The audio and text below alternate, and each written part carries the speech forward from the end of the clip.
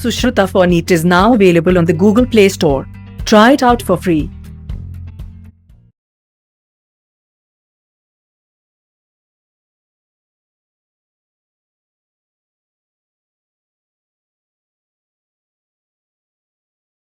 Hello, my dear students. I am Professor G.K. Bhatt. Hearty welcome to Jnanmarga.in biology classes. In the last class, we have studied about the composition of the blood. We have looked into the plasma, the formed elements. We have studied about the clotting of the blood also. In continuation of that, we shall now study the limb, which is also called a tissue fluid. As the blood passes through the capillaries in tissues, some water along with the many small water-soluble substances move out into the spaces between the cells of the tissues, leaving larger proteins and most of the formed elements in the blood vessel. So, lymph is formed of blood from the capillaries, some water along with some water-soluble substances except the larger proteins and formed elements. Rest of the thing, they move out into the spaces surrounding the cells in the tissue. This fluid is called interstitial fluid or tissue fluid. And this tissue fluid, the moment it enters into the lymphatic vessel, it is called a lymph. In fact, interstitial fluid, tissue fluid, and the lymph, they are all one and the same. It has the same mineral distribution as that of plasma. Lymph is as good as plasma with regard to the mineral composition of that. Exchange of nutrients, gases, etc. between the blood and the cells always occur through this tissue fluid or the lymphatic fluid. Look here. This is what? The blood capillary. When the blood passes through this blood capillary, from the blood capillary, some amount of water along with the mineral substances there, they pass into the space between the cells in the tissue. And whenever some substances have to move from the blood capillary into the tissue, first it has to come to this tissue fluid, maybe oxygen, respiratory gas, maybe the glucose, maybe the amino acid. All these, they come to the tissue fluid. From the tissue fluid, they enter into the tissue. And also while returning, the water, the waste molecules like urea, the carbon dioxide, etc., these also from the tissue fluid, from the tissue, they pass to tissue fluid. From the tissue fluid, they enter into the venules, which form the vein and take the blood towards the heart. So this is with regard to the lymph or tissue fluid. An elaborate network of vessels in par with the blood vessels called lymphatic system collects this fluid, tissue fluid, and drains it back to the major veins, namely subclavian veins. The fluid present in the lymphatic system, lymphatic vessel, lymphatic system is called a lymph. So, lymph and the tissue fluid are one and the same. Lymph is a colorless fluid containing specialized lymphocytes which are responsible for the immune responses of the body. Lymph is also an important carrier of nutrients, hormones, etc. Fats are absorbed in intestinal villi. The fats are absorbed into the lacteus. That means lymphatic vessels. Present, where it present? Present inside the intestinal villi. So fats are absorbed through the lymph, present in the lacteus, and lacteus are present in the intestinal villi. This is what you have. The lymphatic system. Just like the blood vessel system, we have an extensive lymphatic system with the lymph vessels and the lymph nodes also. Lymph node is an organ consisting of many types of cells and is a part of lymphatic system.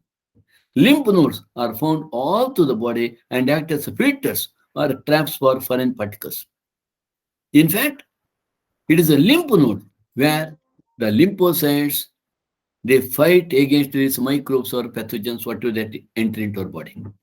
Lymph nodes contain white blood cells, lymphocytes, and are important in the proper functioning of the immune system.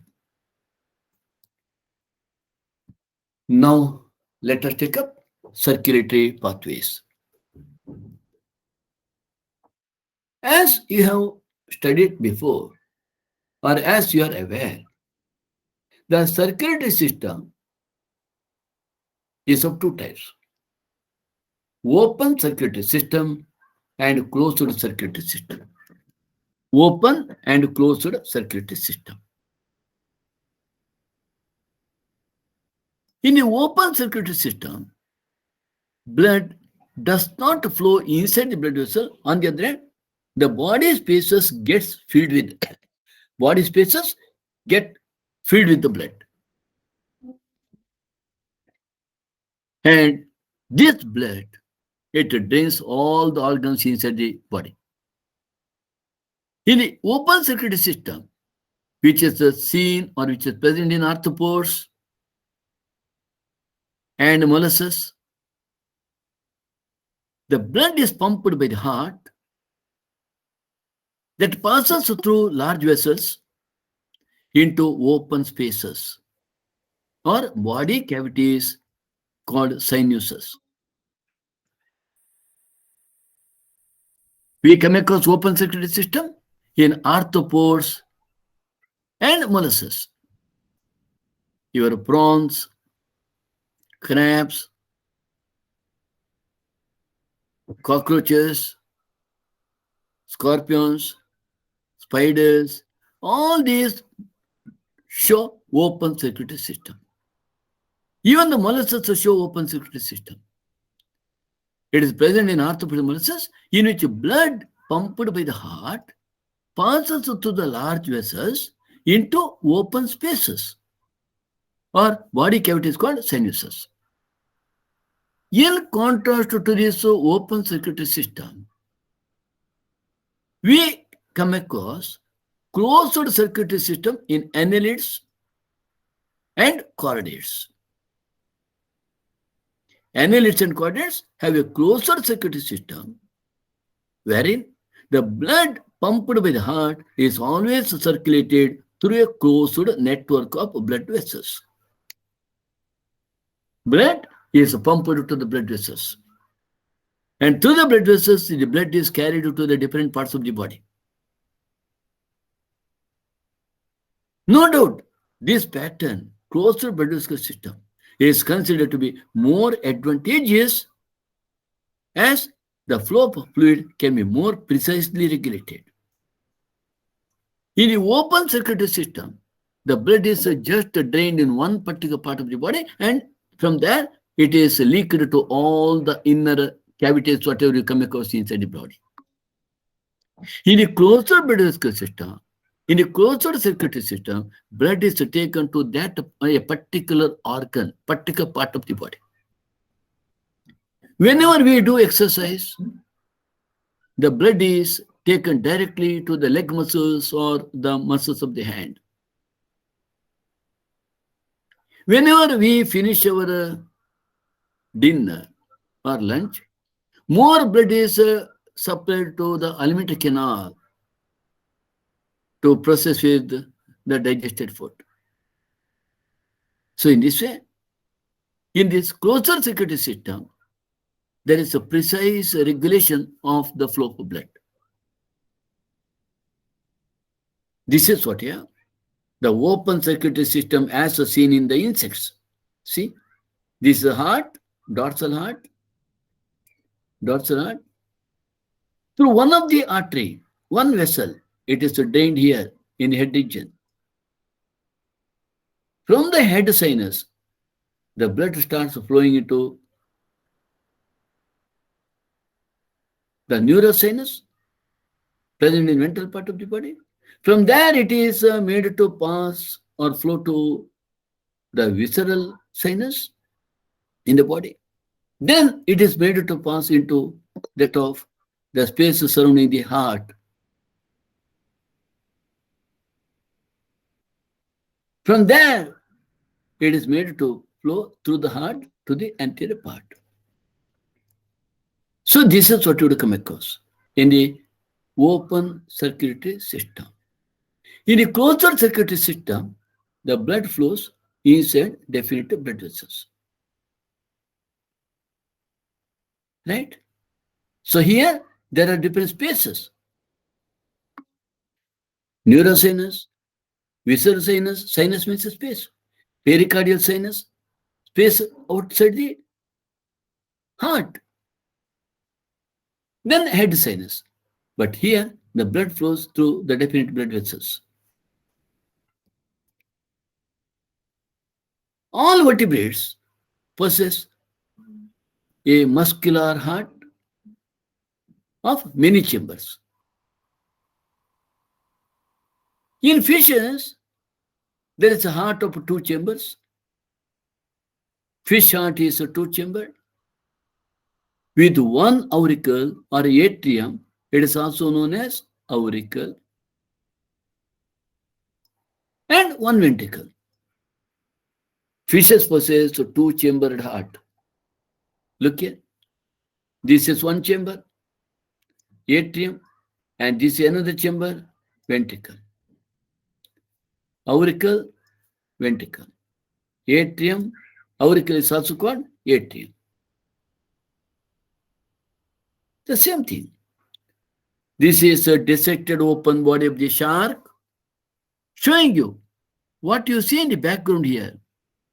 Black sac-like structure. That is atrium or auricle. This bag, another sac-like structure. This is ventricle. Blood from the auricle comes to the ventricle. From the ventricle, it flows through ventral aorta. It flows through the ventral aorta. From the ventral aorta, the blood is supplied to the gill region. These are the, what you see, these red colored structures are the gills, highly vascularized. So, from the heart, blood goes to the gills, where it gets purified. The purified blood, oxygenated blood, won't come back to the heart. It will go to the different parts of the body. From different parts of the body, deoxygenated blood comes to the heart. You must know that the heart of fishes, heart of shark in general, in particular, or in fishes in general, heart is with deoxygenated blood. Very important point. You must always remember, fish heart is always with the deoxygenated blood. Or so to say, impure blood. And blood gets purified in the gills. After getting purified, the blood won't come back to the heart.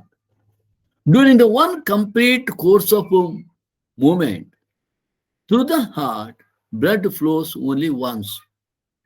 Therefore, the fishes show what is called single circulation. I'll be telling you about this again later. Single circulation. Right? Amphibians and reptiles, with the exception of crocodile, Amphibians and all reptiles, with the exception of crocodile, have a three-chambered heart with two auricles or two atria and a single ventricle. It is a three-chambered. Where in amphibians, where in reptiles, with the exception of crocodile. Because you know that in crocodiles, birds, and mammals, heart is four-chambered. There is a four-chambered heart with two auricles and two ventricles.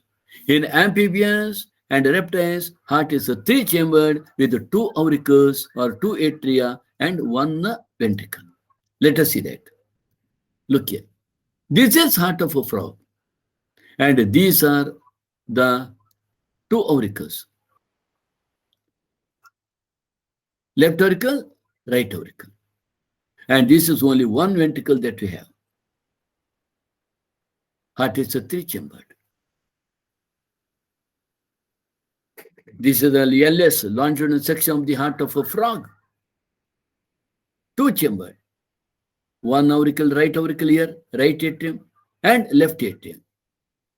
And with one ventricle. Totally three-chambered. Two auricles and one ventricle. These are the hearts of reptiles.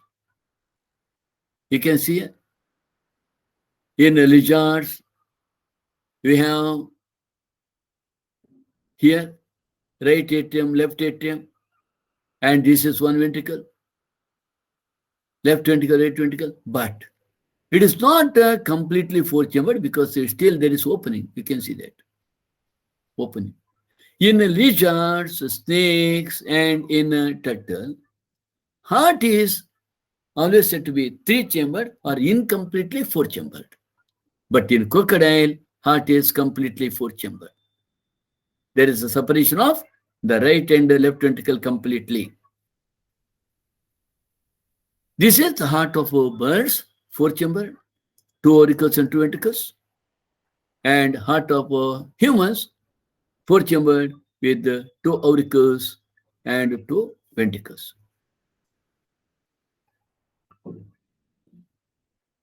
As I have just mentioned, in fishes, the heart pumps out deoxygenated blood, which is oxygenated by the gills. And from there, the blood is supplied to the body parts, from the body parts, deoxygenated blood is brought back, returned to the heart. That is what? Single circulation. To the heart, the blood circulates only once. In amphibians and reptiles, the left atrium receives oxygenated blood from the gills or lungs or the skin, and the right atrium gets the deoxygenated blood from other parts of the body. Right atrium gets deoxygenated blood from all other parts of the body. Left atrium receives oxygen blood either from gill region, sometimes in the gill region blood gets purified, or in the lung region, if it gets purified in the lung region, or the skin. You know that amphibians are known to show branchial respiration, respiration through gills, pulmonary respiration, respiration through lungs, or cutaneous respiration. In all these regions, the blood gets purified by exchange of gases.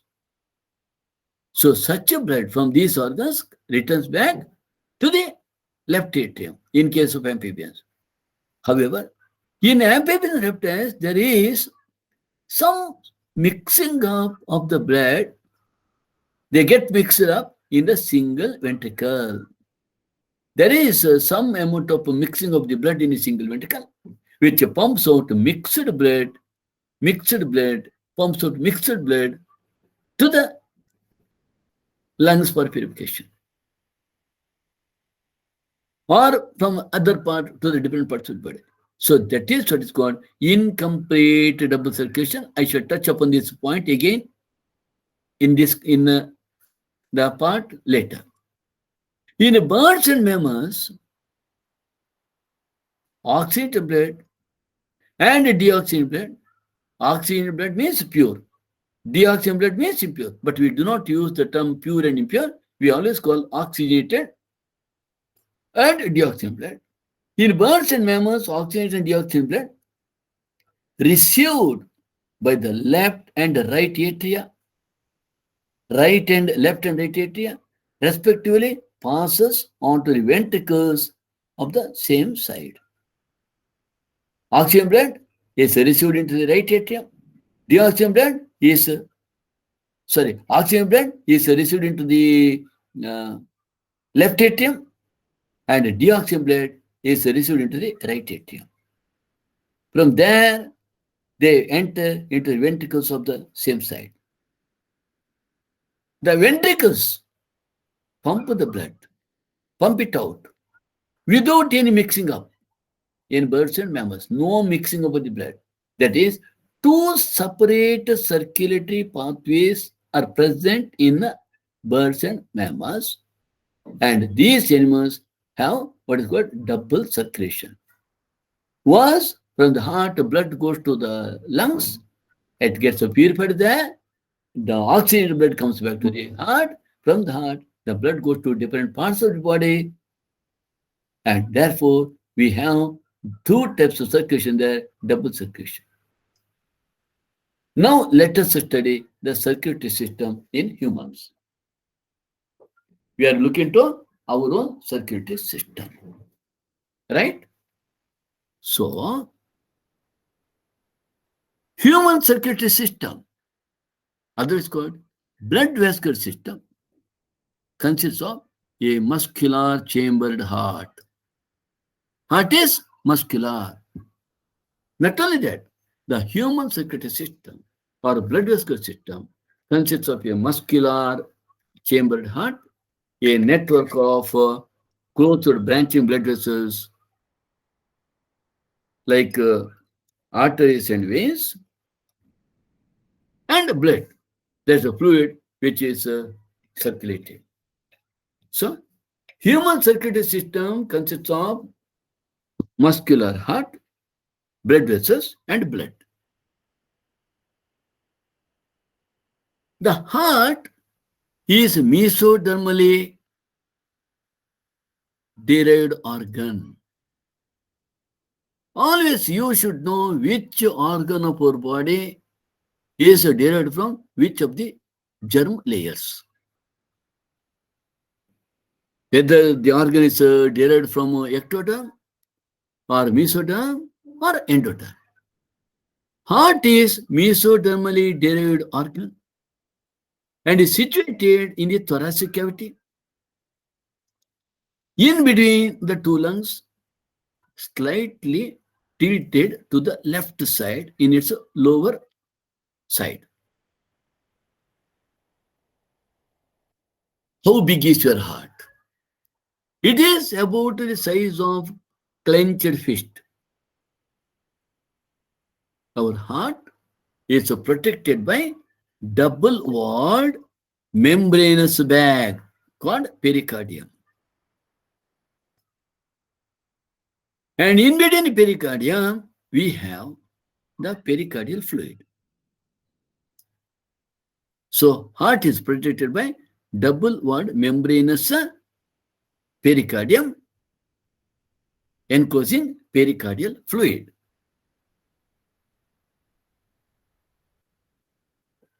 When we speak about the human circulatory system, always we should not forget the name of William Harvey. William Harvey is responsible for the discovery of blood circulation in human body. He is an English physician. Right? Let us look into human heart.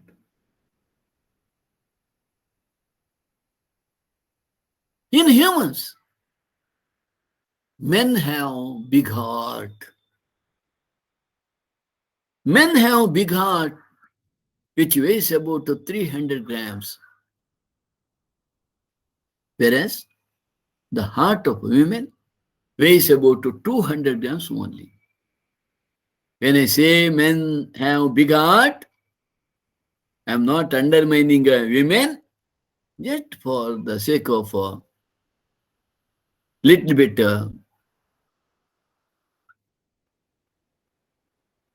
interest to create in you, or to make it to understand it. Men have slightly bigger heart than women. Men's heart weigh 300 grams, around 100 grams more than that of heart of women. Heart is situated obliquely. See, it is situated obliquely. A little towards the left between the lungs in the space or in the area called mediastinum. Mediastinum is the place, is the area in our chest region or breast region. Look here. This is the area. What you have here, this is the mediastinum area. The entire area, whatever you come across here, is the mediastinum area. Mediastinum is the area between the lungs, organs in this area include heart, it's a large blood vessels, trachea, esophagus, bronchi, and lymph nodes. All these are present in this area. And in the middle of this, there is the heart. Look here. Your heart is protected in front by the breastbone, behind by the vertebral column, above by the clavicle collarbone, below by the diaphragm, at the sides by the ribs. So much well protected is your heart. Everywhere it is safely protected. In front by the sternum, behind by the vertebral column or backbone. Sternum is also called the chest bone, breastbone. Above by the clavicle, collarbones. Down below by the dome-shaped diaphragm. And at the sides by the ribs, thoracic ribs. Now you tell me, when your heart is protected that much, how that your heart is stolen by someone? How that you are going to steal someone's heart? Really great, you know. Okay. Just to tell you that our heart is well protected. Stealing the heart is different,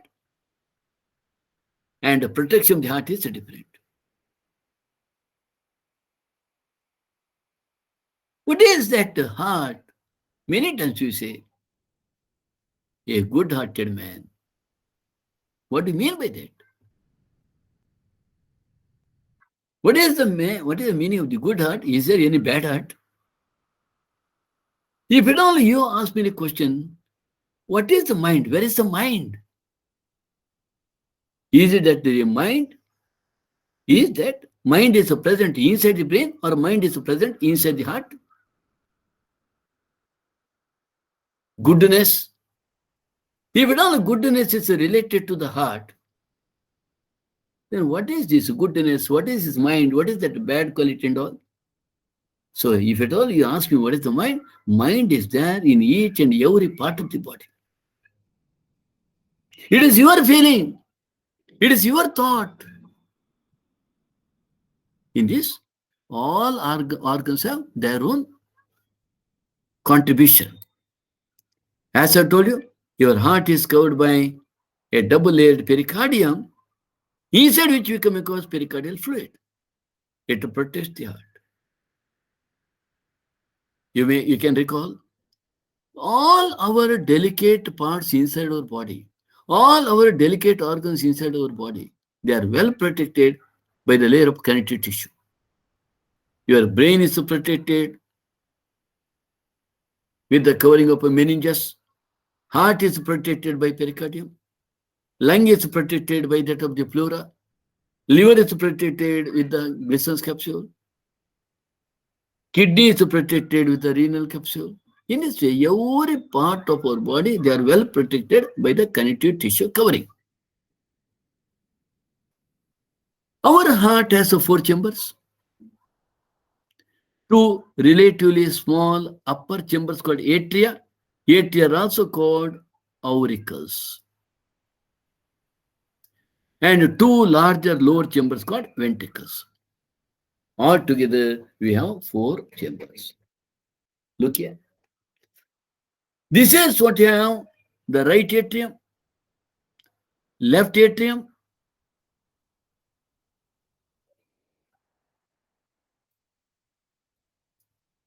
right ventricle, left ventricle. 4-chambered heart. A thin muscular wall called interatrial septum. A septum, a partition present in between the atrium, separates the right and the left atria. The right and left atria, the 2 chambers, are separated by a thin muscular wall called interatrial septum. Inter means in between. Atrial septum. In the same way, separating the left and right ventricle, there is a thick walled interventricular septum. So we have 2 septum. Interatrial septum, a thin muscular wall in between the right and the left atria. A thick wall in between the left and right ventricle, which is called interventricular septum. The atrium and ventricle of the same side, that means either of the left side or of the right side, of the same side, are also separated by a thick fibrous tissue called, there is a thick fibrous tissue separating the atrium from the ventricle, and this is called atrioventricular septum. This atrioventricular septum is made up of thick fibrous tissue. And this fibrous tissue, thick fibrous tissue, is present between the atrium and ventricle of each side. But each of these atrioventricular septum is provided with an opening through which the 2 chambers, atrium and ventricle of right side or atrium and ventricle of the left side, they are connected. I repeat, there is a septum of a thick fibrous tissue called atrioventricular septum present between the atrium and ventricle. But in this septum, atrioventricular septum, we come across opening on both the sides, in between the right auricle and right ventricle, or left auricle and left ventricle. And through this opening, the right auricle is in communication with the right ventricle, or left auricle is in communication with the left ventricle. Look here. This is what. We have a very thin walled septum, interatrial septum between the right atrium and the left atrium. And this is what you come across, very thick interventricular septum in between the right and left ventricle.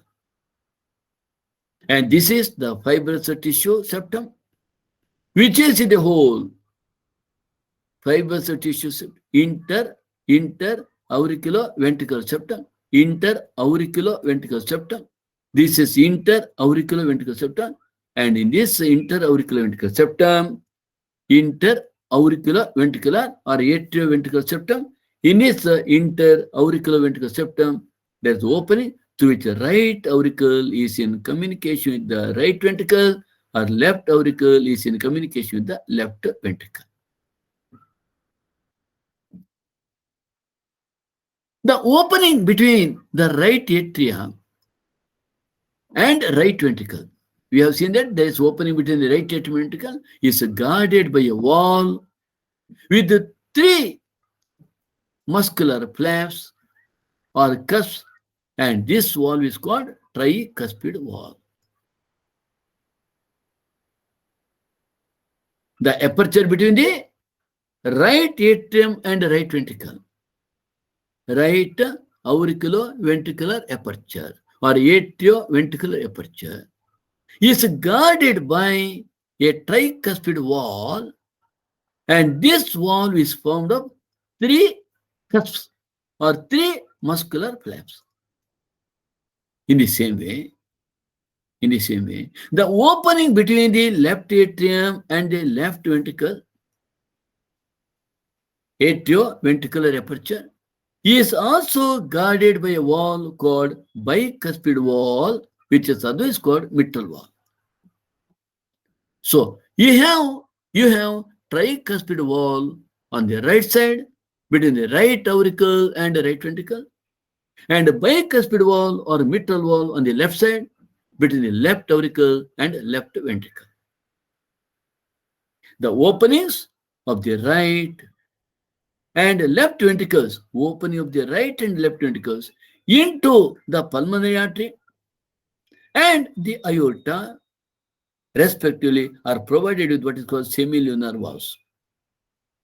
I repeat, where the pulmonary artery originates from the right ventricle,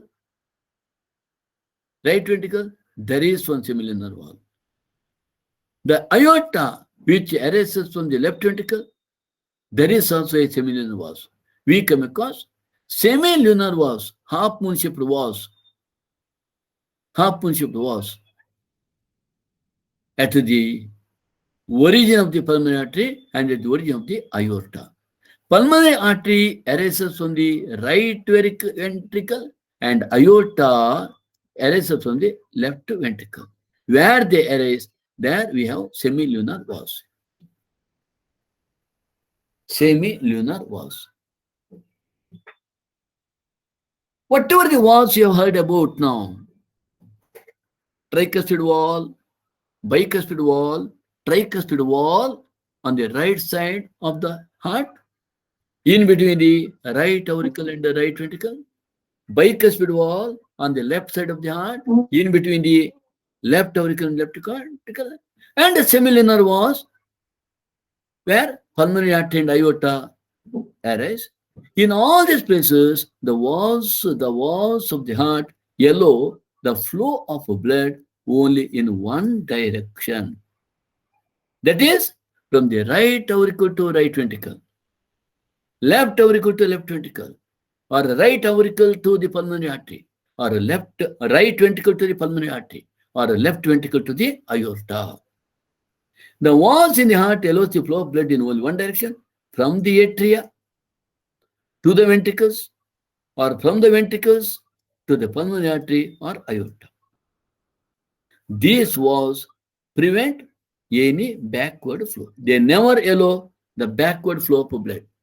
They never allow the blood to go from ventricle to auricle. They never allow the blood to go back from the pulmonary artery to right ventricle or aorta to left ventricle. Right? Look here. So this is what you have. I have told you. So here you come across wall. This is what? Tricuspid wall. Here. Tricuspid wall. And these tricuspid walls, by means of chordae tendineae, they are attached to the inner wall of the ventricle.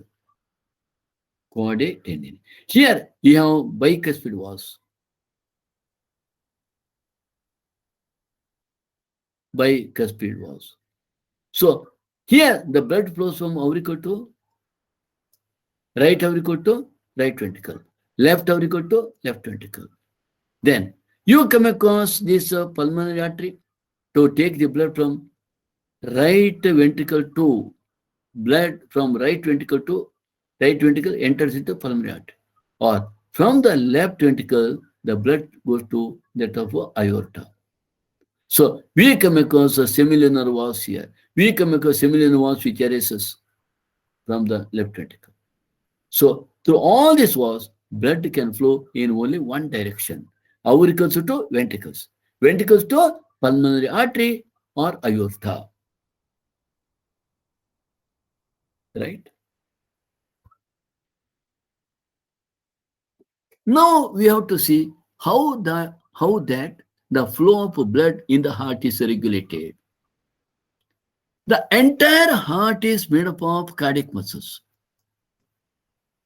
Entire heart is made up of cardiac muscles. The walls of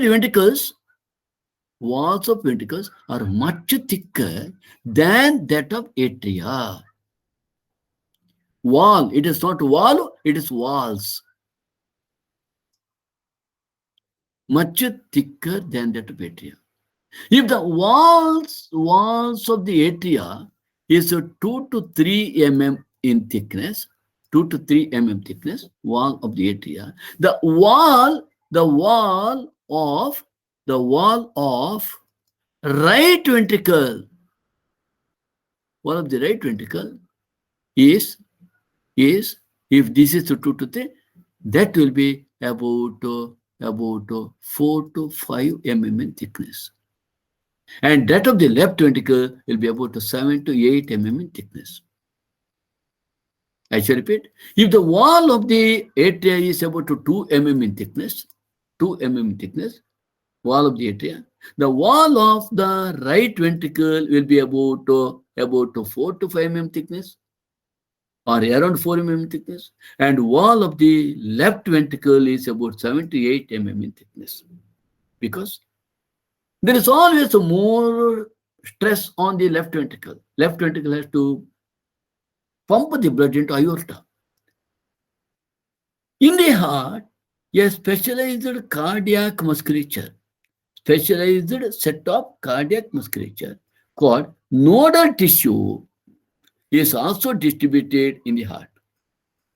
We have what is called nodal tissue.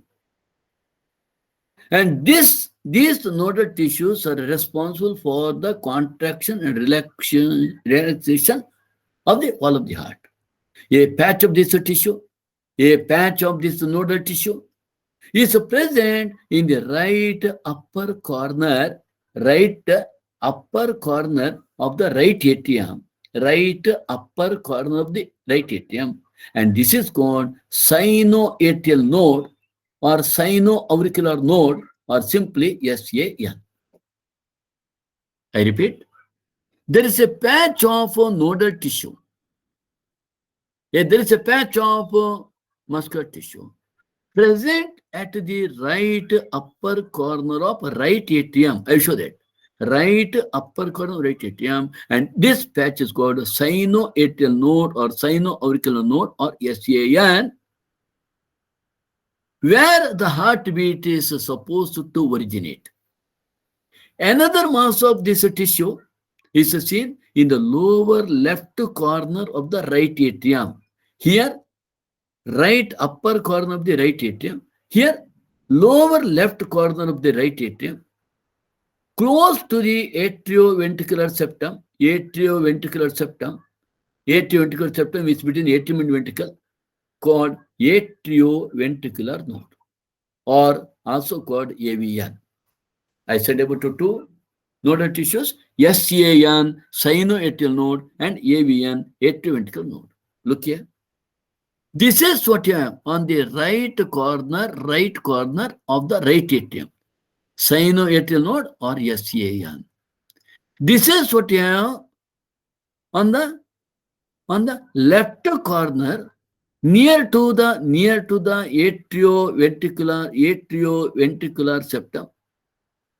We have another nodal tissue, another patch, what is known as AVN. AVN, atrioventricular node, is seen on the lower left corner of right atrium, lower left corner of the right atrium, lower left corner of the right atrium,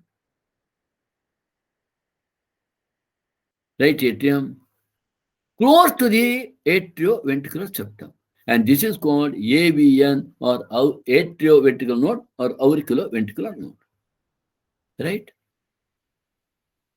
A bundle of nodal fibers, atrioventricular bundle or AV bundle continues from AVN, AV bundle continues from the AVN, and this passes through the atrioventricular septa, to emerge on the top of the interventricular septum, immediately divides into right and left bundle. What is this called? AV bundle.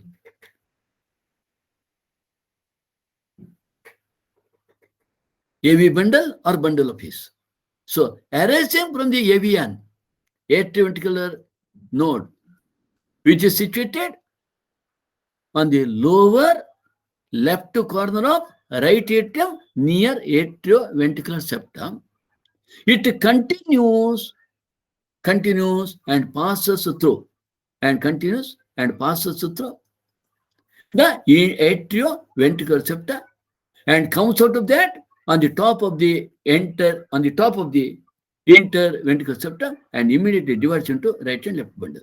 These branches give rise to minute fibers throughout the ventricular musculature and are called Purkinje fibers. These fibers, along with the right and left bundles, are known as bundle of His. Look here. This is what you have. SAN, AVN. From the AVN, there arises what is called AV bundle, also known as bundle of His. From the atrioventricular node, bundle of His or AV bundle arises, and this immediately branches into two, divides into two, and one enters into the left ventricular wall, another enters the right ventricular wall. And these fibers which arise from this are called Purkinje fibers. Let me repeat. The AV bundle or bundle of AV node continues down in the interventricular septum as a bundle of His. AV bundle or bundle of His. This AV bundle of His, it bifurcates and forms two fibers. One enters the left side, another enters the right side of the ventricular wall, and it divides into many fibers, and these fibers are called Purkinje fibers. However, the number of action potentials that could be generated in a minute, of course, now, the nodal musculature has the ability to generate action potential. That means they are auto-excitable. The musculature, whatever you have come across, SAN, AVN, bundle of His and Purkinje fibers, all these bring about the contraction, the relaxation of the heart. All this bring about the auto-excitability of the heart. The nodal musculature has the ability to generate action potential without any external stimuli. There is no need of any external stimuli. That means our heart is auto-excitable. Look here. The number of action potential that could be generated in a minute vary at different parts of the nodal system. The sinoatrial node, SAN, can generate a maximum number of 70 to 75 action potential per minute. SAN, sinoatrial node, can generate maximum number of action potential to the extent of 70 to 75. And is responsible for initiating and maintaining rhythmic contractile activity of heart. It is responsible for contraction and relaxation, rhythmic contract activity of the heart. And therefore, since the heartbeat originates in SAN, sinoatrial node, it is called pacemaker. So, The first pacemaker is the SAN. By chance, if this SAN fails to generate this contraction, action potential, then the AVN will take up that function, and AVN is the second pacemaker. In the absence of SAN, the AVN takes up the contractile activity of the heart. Our heart normally beats 70 to 75 times in a minute. That is approximately 72 beats per minute. This is how much our heart beats per minute. So, with this, we are concluding today's lecture with the knowledge of whatever you have studied. We have studied it today starting from the limb. We have taken up then human heart study. And prior to that, you also studied about the different types of circulatory system, that is single circulation, double circulation, and what type of hearts we come across in fishes, amphibians, reptiles, and all. And we have differentiated between that of the open circulatory system and closed circulatory system. And we have also seen into that of 2 heart, 3 heart, 4 chambered heart in the different animals. And we have studied about double circulation also. And we have studied about the human circulatory system with reference to the structure of the heart, with reference to that of the chambers in the heart. And we are looking into that of the conduction of the heartbeat. Okay. So that's all for today's class.